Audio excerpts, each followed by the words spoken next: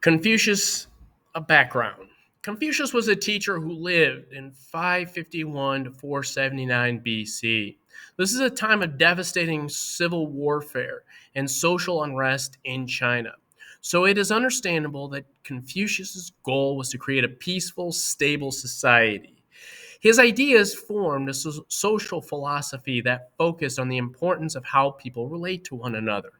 Some of his basic ideas were that education overcomes ignorance and lack of harmony, that people are good, and that they live in a network of social and political relationships.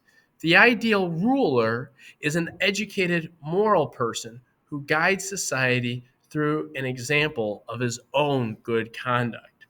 Confucius stressed five key relationships for a stable, harmonious society: ruler to subject, father to son, husband to wife, older brother to younger brother, and friend to friend.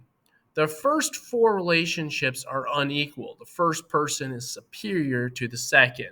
The fifth friendship, however, is equal and should be based on love and mutual respect.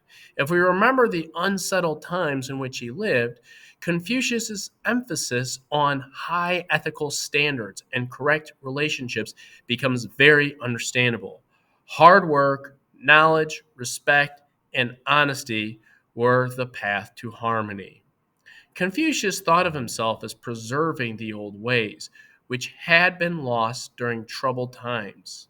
Yet, in fact, he introduced a whole new way of looking at society. The fundamental principle of his idea is that only character gives one the right to rule, not heredity. Furthermore, character should be acquired through education.